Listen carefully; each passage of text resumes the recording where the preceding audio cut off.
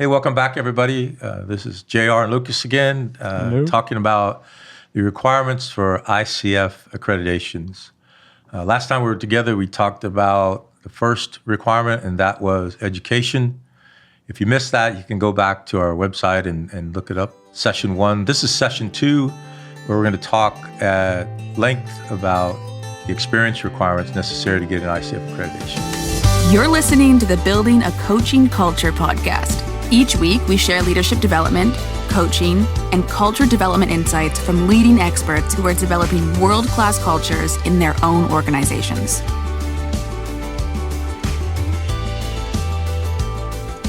All right, Lucas, experience requirements. I'll reiterate, because this is the one where I think we get the most confusion and frustration with people coming to our programs. And that is experience under an accredited program. You might have been coaching for many years, or maybe a year, and you come to an accredited program because you've decided to seek an ICF accreditation. The clock starts the moment you start with that accredited program. And it's a very legitimate requirement because of the 5 phases of an ICF accreditation, you and I observe the student coaches for 4 of those, and the ICF observes them for the 5th. And so we actually affirm for the ICF that you're ready to sit for the examination, to include your coaching experience. You're going to keep an education log and you're going to keep an experience log. We're going to review those only to affirm them because it is the honor system. If you said you coached for an hour or you said you were in an hour of education, we're a secondary affirmer of that information, but the log is yours. But the log can't start until you've started with an accredited program, unless you're going to go through the portfolio path, which again is finding the education, finding the experience, finding the mentor, and a performance evaluation on your own, rather than joining an accredited program. So experience, and again, the ICF goes back to the clock to count experience by the number of hours of experience you have. And up front, it's a relatively simple journey. 100 hours of experience for ACC, 500 hours of experience for MCC, and 2,500 hours of experience for MCC. There's a few caveats to each of those. Again, the clock must start when you start in an accredited program. And secondly, what can you count and what can't you count? So the first one, you can't double dip. So if you're in an education session and you spend an hour of that session coaching, it's education because it was in an education session. Secondly, you can't count coaching to direct reports, which I could kind of see the ICF's reasoning there, that there might be a conflict of interest. But on the same hand, we talk about and teach coaching as a style of leadership. And so there's a bit of disconnect there, and we're in dialogue with the ICF about that. There's a few wrinkles in this global organization that we're working with them, and hopefully we can reconcile that. Because the ethics and core values tell us how to behave as a coach, yet I can't coach my direct reports, even if I have a coaching culture and I employ a coaching style of leadership. So those are 2 big ones that jump out for me, hours that you can't count. Other than that, the ICF's pretty open about what you can count. It isn't hours, it adds up to hours, but it can be minutes aggregated to hours. If you're coaching anyone other than your direct report at work, that's considered paid coaching. If you coach anyone peer-to-peer, like you're a student coach and I'm a student coach, or you're a coach and I'm a coach, that's considered peer-to-peer. And you can count all of those hours. The experience requirement is usually the long pole in everybody's coaching journey. We strongly recommend that you set a date. And there's 2 ways to set that date. You could set the date as I can coach this many hours a week, and therefore I'll be done in this number of weeks. Or you set a deadline for yourself. Say you want to finish by the new year, and it's this many weeks away. You divide that number of weeks into how many hours of coaching you need, and that's how many hours a week you need to coach. Realistically, Those of us that are working a full-time job have family and self requirements. 4 hours a week is probably really doable for most people. It's less than 1 hour per work week a day. But, it's entirely up to the individual, based on when they want to finish. But certainly set a date. Otherwise, it'll fall into your inbox and you'll inch closer every time you think about it. But if you have an objective, it's probably going to be a lot easier for you. With regard to timeline, we find that most people finish their 100 hours around a year or 18 months. You don't want to rush through it because you don't have the opportunity to learn from your experience and reflect on that experience and then put it into your coaching style. But you don't want to drag it out too long either, because it just becomes one of those things that you never get around to finishing. So I'll pause there and see what your questions might be on experience. I just think a lot about when I'm, tracking whether it's education hours or this experience hours, how am I keeping track of it, and how do I keep track of it in a useful way? Like, one idea could be to keep the coaching agreement and like maybe notes and your hours all together. So maybe you can like look back on it as a retrospective. Do you have any recommendations as far as that goes? Yeah, that's a great question. We talk a lot about the ICF competencies, and if you're in a coaching program that's accredited by ICF, you know them well. We talk about them in other podcasts. One of the ICF competencies, and I believe it's competency 2, asks us to have a reflective coaching practice. Mm-hmm. And so the competency coaching actually asks you to do what you're describing. Learn from your coaching, get better at your coaching. The competency asks us to be engaged with one another and collaborate. So I have several coaches across the globe that we collaborate on a regular basis, that we coach each other.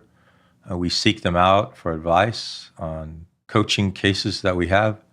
Of course, maintaining confidentiality. Yeah, so that's one way to do it. I color code my calendar, and so I have a color of coaching, and I can just glance at my calendar and see if I have any coaching that week, see if I have any coaching that day. So there's many different ways that you can remind yourself. Keep a journal. You and I, in all of our education programs, talk about journaling. Journal about your coaching. How did the session go? Maintaining confidentiality, but your journal's private. You're not going to publish that. So there's a couple good ways, I think. Yeah, I guess with the idea in mind that you have this requirement, but you don't just need to check the box. Like, how do you make it more useful for yourself and learn more while you're doing it? Yeah, that's a good question, and we really focus on that in our programs. The human brain can only absorb so much so fast. Some of us are extraordinary, not me, but some people can absorb a lot more, a lot quicker. But when you're getting your experience, you want to be purposeful. Don't rush through it. Make sure that they are meaningful engagements and they're just not superficial to count the hour. That you are, back to coaching competency 2, you're keeping a coaching mindset throughout this educational experience. I guess you could draw the analogy between taking a college course for the credits or taking a college course for the knowledge. Mm-hmm. We really focus on knowledge and experience rather than just checking a box. And I think, one of the reasons that the ICF wants us to examine you through all 4 phases prior to the exam is to get that sense of, are you engaged or are you going through the motions? And so you and I will tell the ICF, this person's ready. So we haven't mentioned yet the requirement that of the 100 hours, 75 of them are paid. What does that look like practically if I'm a student who maybe doesn't have commercial clients?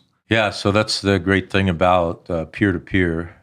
We have a global cohort of students that are active and students that have finished. We stay in touch with all of them. And so you can plug into that global cohort and coach peer-to-peer per your availability and the availability of your peer. And that's how the majority of people get through the starting of their 100 hours. What they find normally as they coach, they get referred to others who are actual revenue-generating relationships or within a sponsored environment, which you and I work a lot in sponsored environments. they find themselves getting referred to people in their world to go coach them. And those are paid, considered paid. I just had this conversation yesterday with a student coach that they had their first paid coaching session. And like I tell everybody, your coaching's never going to be the same. There's something about trading value for money that really makes it real. Beyond the fulfillment of changing the course of a person's life, it's always nice to get compensated for that. And then finally, we usually recommend having a longer term relationship with a client. So, you have the arc of the relationship over time. Question. There is a requirement that in addition to the number of hours, there's some specifications on like how many clients you should have for each level. For example, a minimum of 8 clients for ACC, and that 25 out of the 100 hours are with repeat clients. And the way that we usually recommend to structure it is 10 or more sessions per client over the course of, a certain amount of time. So in that case, you don't really butt against these, but do you want to go into that a little bit? And this is the ICF asking us not to draw this out too much.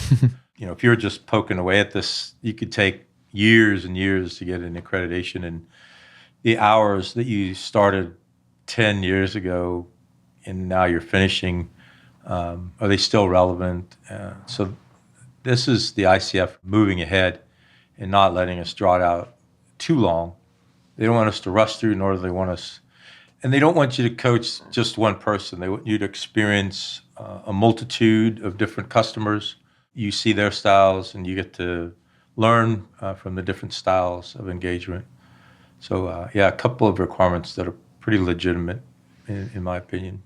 And also not 60 clients or 100 clients 1 hour each. That exactly. Would be a little ridiculous. Yeah, so that goes back to what you can count and cannot count. So you keep a coaching log, and there are data points in that coaching log: who you coached, when you coached them, how many hours you coached them, and their contact information, to include an email and a phone number. When you do the coaching agreement, which is part of the coaching journey, you have to talk with your customers about that and say, I'm going to count these hours towards my ICF accreditation. Do you mind? And will you give me your contact information in case they ask?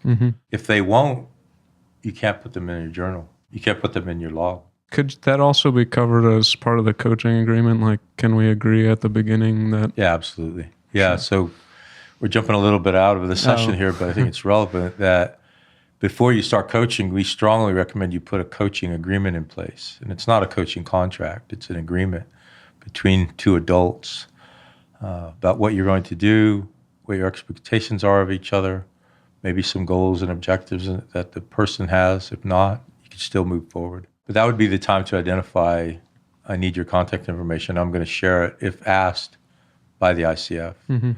It's not part of the application process. When you apply, you won't submit your logs. You'll affirm your logs in a yes or no. That wraps up session 2, talking about experience. And next time we get together, we'll talk about mentor coaching. Part 3. Thanks, everybody.